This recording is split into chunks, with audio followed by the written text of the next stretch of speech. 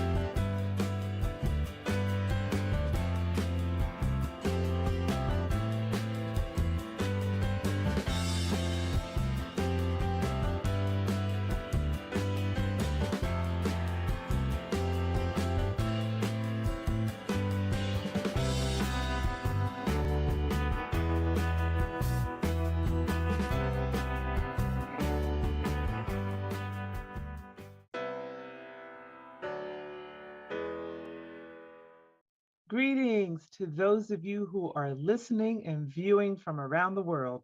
Welcome to My Journey with Paula G, where we are juggling this journey called life while each of us are walking in the gifts and talents that God has given us. If this is your first time on the journey, thank you all so much for joining us. We are so grateful that you have tuned in or you are viewing. If you are returning, welcome back. It's good to have you back, and we appreciate your continued support. I tell you all each and every week that time is precious. It is the one thing that you cannot get back. So, for you to think it not robbery to spend this time with us, we truly, truly appreciate it. We'd also like to thank and show our appreciation for our underwriters on this journey. Without them, we would not be able to bring you such quality programming. So we thank each and every one of our underwriters. And you know, underwriting is a great way to gain exposure for your business, product, or service while embracing the journey. So if you are interested in becoming an underwriter for My Journey with Paula G, you may email us at jerryroycelive@gmail.com or paula@paulagvoice.com. Please place in the subject line underwriting opportunities, and we will be sure to follow up with each and every one of you.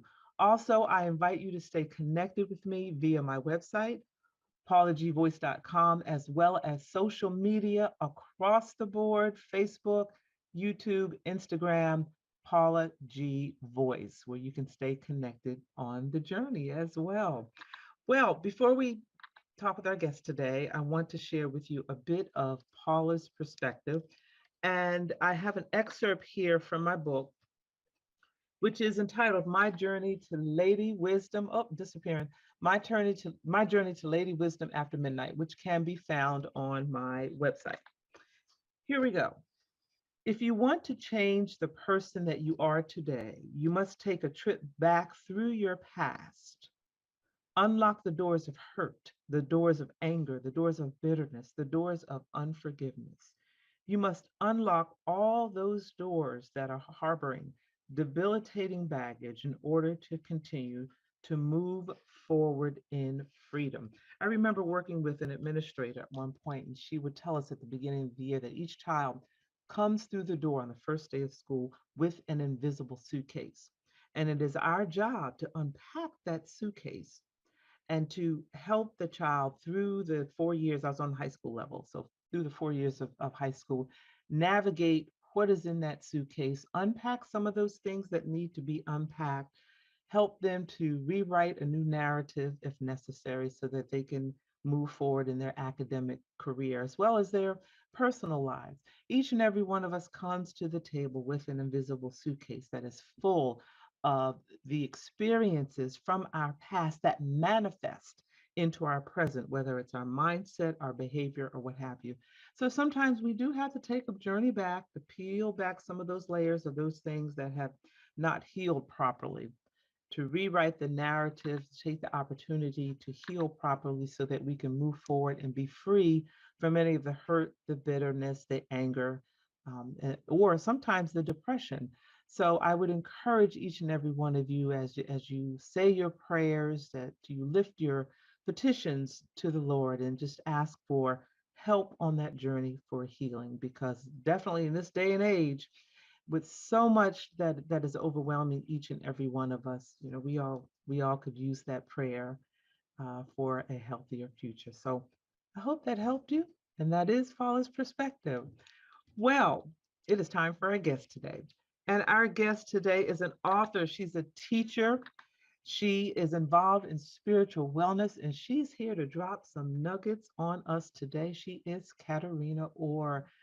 Blessings to you, my sister. Thank you so much for joining us here on the journey. Thank you for having me. I'm excited to be here.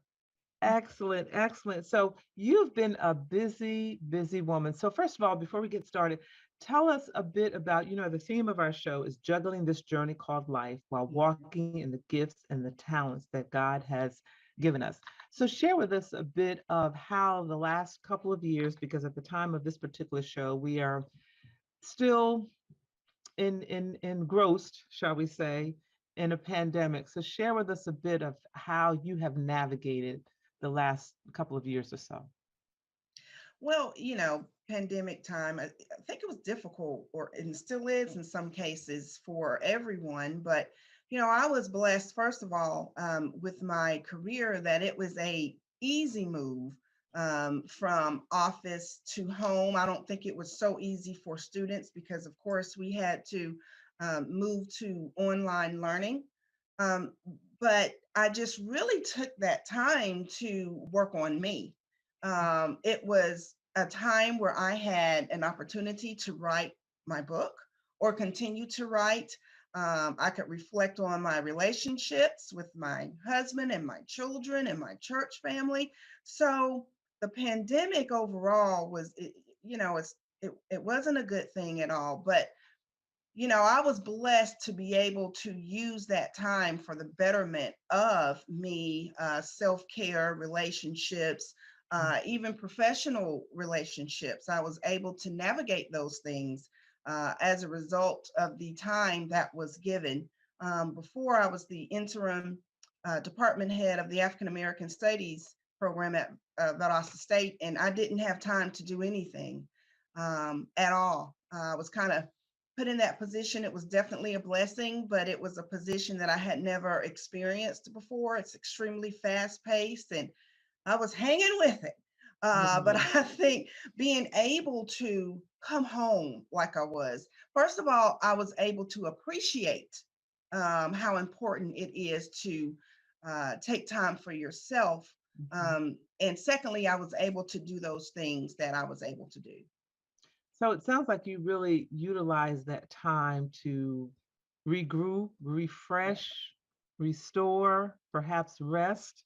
And Yes, I think for so many, like you said, the pandemic itself was not necessarily a good thing, right. but how some of us were able to utilize it, there was some good that has come out of it. So, in your role as an educator at Mhm. Valdosta State University, which is located in Georgia, in the Yes, southern part of Georgia, my daughter very actually southern. spent 2 years, freshman and sophomore year, at Valdosta State back in the mid 2000s or so before she transferred to Howard University. It's a beautiful campus, Yes. beautiful, beautiful part of Valdosta. Share with us a bit more about what it is that you do at Valdosta State and why you're so passionate about it. I've been there 16 years, and I actually started out in the English department. And after 4 years, I moved over to the African American Studies program, and I was there for 11 years. Mm. And that was the absolute best experience because I was able to influence African American students. Now, of course, it was diverse, and they weren't all African American students, but of course, the majority. And what I learned is those students who took those classes were already very aware of their identity. They were already aware of where they were, or their place rather, in society. So I was taking, I wouldn't say, this ball of clay. It was clay that was already developed and they just needed to be taken into it. I was able to craft a class based on Beyonce's Lemonade uh, visual album. That was great. It got national attention, and we were able to form what we called the sisterhood. No name, no anything, and the only stipulation is, or was, you had to go through the class. And once you went through the class, you were automatically able to join this sisterhood, which grew into this forum we did that was always very well attended, Black Woman's Forum. So, Black images in film, a lot of different courses that I was given the liberty to craft, and they were always very well attended. Definitely passionate about being able to impart that knowledge um, to these, what I like to call half grown, half grown. I'm twice grown, they're half grown people. And they were just like sponges, like receptacles. They were just taking it all in. And even today, I still have major relationships with many of the students. After I was interim head for a year, I went back to the English department, and teaching English is my love as well. Of course, as freshmen, it's a little different type of relationship. I almost have to be in um, the mama role with the ruler. The Because ruler. this pandemic really did something. Yeah, I mean, it did something to um, the freshmen coming in. They went through something, and so we're still having the remnants of that and having to work that out so that they can be back to where they need to be. Right. So, as teaching English, and I grew up in a Hmm. family of educators. My aunties were, if they weren't in nursing, they were teachers. And I can remember as a Right. child coming in and I'm all excited about telling them about, if I went to the fair, the circus, and I'm all excited. And every phrase, they are correcting my English so much so that when I try to get to the end of my story, I forgot what I said. And they're like, "What? Okay, child, what are you trying to tell us?" And I would have forgotten what it was I was trying to say Right. because they are correcting my English. So Yeah. in this season that we're in, you may have to help me with this. I am Hmm. struggling with, I think capitalization is becoming extinct, and punctuation. Need I go on? So Hmm. it just disturbs my spirit. From the onset of texting language has Yes. infiltrated our standard English, if you will, and it's major because it has crept into these academic papers. I have a professional editing service as well, and it's the professionals, believe it or not, they do it as well. I don't think that they believe that standard English is as important as it used to be, but it's still used. You need a standard. You need a You standard. have to have this standard that everyone can identify with so that you can communicate with everyone that you want to identify with. So Mhm. it's difficult. It's difficult and Yeah. it's amazing. It's in my syllabus. Please don't use texting language in your writing, and it still creeps up and they pay. They pay.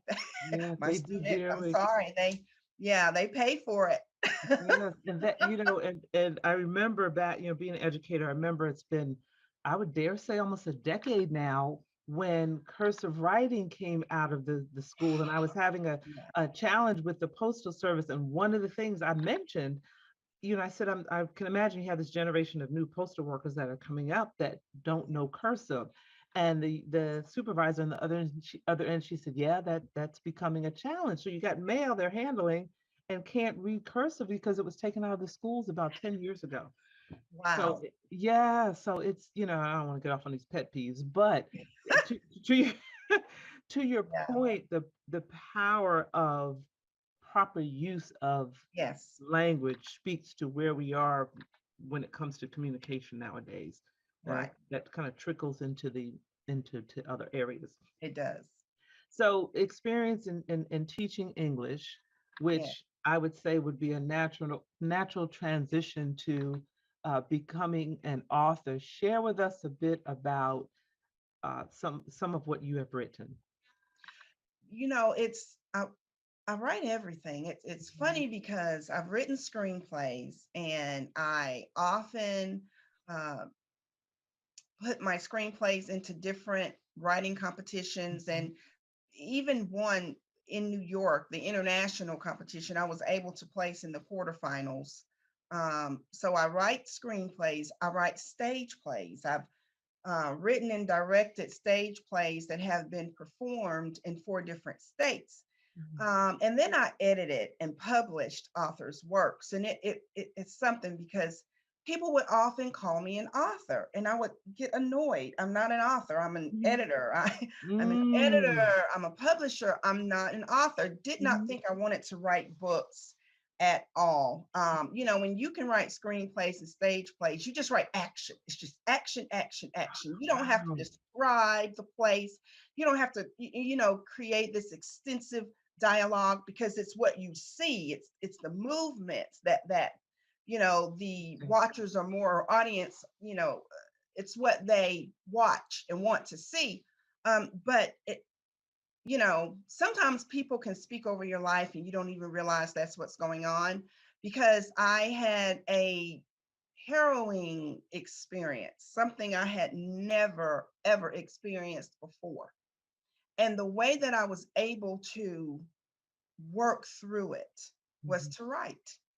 Mm. And I said, God, you really know, you're going to do what God wants you to do Right. one way or the other. He's Mhm. going to get you where he wants you to be. And I remember when I was going through that experience, I would say, Lord, just tell me what the lesson is. I promise you I will learn that lesson so Right. we can move past this. Well, it was to get me to write. And that's exactly what happened. And that was my journey to writing this book, Excellent. So tell us the title of the book, The Assistant. The Assistant, and can you just give us a little snippet of what it is about?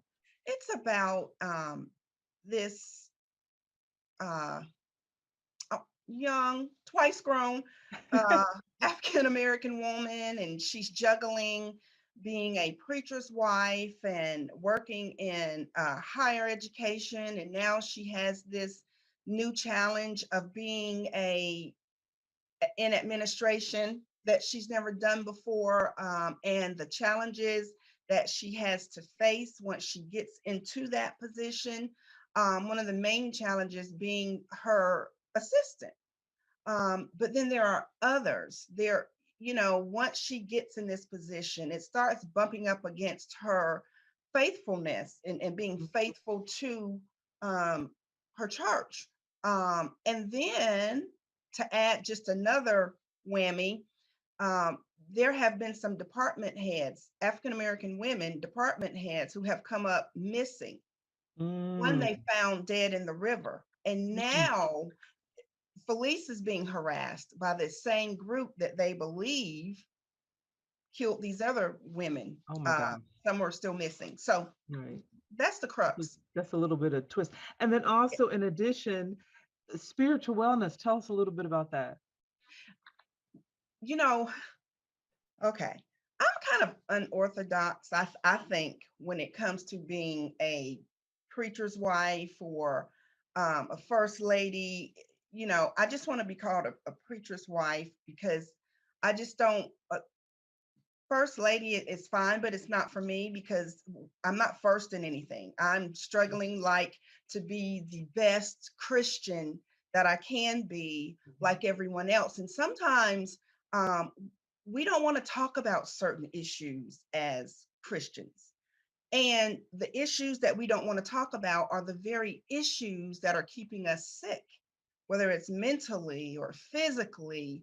Um, we don't want to talk about those issues. So I'm using this platform to dare talk about these issues that we don't want to talk about. Like one, Zora Neale Hurston said that Black women are the mules of the world, Mm. meaning that we carry all the burden. You don't really hear that when you are in a church setting, that women, Black women specifically, are the mules of the world, that we carry these burdens. We don't talk about that.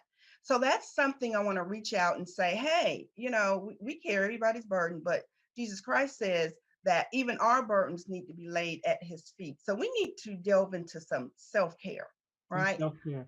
So Yeah. how can the audience stay connected with you on your journey and learn more? I do have a website, cmchelenor.com. Same as my social media platforms, cmchelenor.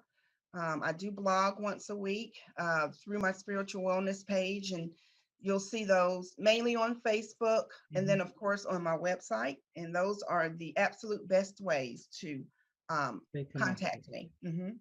Excellent, excellent, because you have so many wonderful streams of Yeah. knowledge going on that can really inspire, can encourage, can empower, as we could all continue this journey called life. So thank you so much for Mhm. joining us on the journey. And ladies and gentlemen, we have come to the end of this episode. We thank each and every one of you for tuning in or listening. Our underwriters, we thank you for your continued support of my journey with Paula G. Make sure you connect with us, my website, paulagvoice.com, across social media, YouTube, Instagram, Facebook, Paula G Voice. And I leave you with this, as I always do, that the greatest conversation you will ever have is the one that takes place in between your ears. What are you speaking to yourself? Is God a part of that conversation? And are you listening to his still small voice? Until next time, ladies and gentlemen, embrace the journey. Praise the Lord. My name is Dr. Roosevelt Robinson Jr., and I just self-published a book entitled God's Favor, My Wife. This book was prophesied by my apostle many years ago that said, I will write this book and it will bless many. I want you to go pick you up a copy. This book will inspire you, encourage you, and bless your soul. If you're seeking for salvation, if you're seeking for a closer walk with God, if you're looking for ideas for your youth ministry, if you're looking for that husband or searching for that husband or wife that God has promised you or that you desire, this book will inspire you, encourage you, and help you on your journey with God. Go to barnesandnoble.com, that's bn.com, or amazon.com, and pick you up a copy. I guarantee it will bless you. I have shared my experience and my testimony of how I met my wife and we got married, and how I have gained favor down through the years being married to my wife. Be blessed.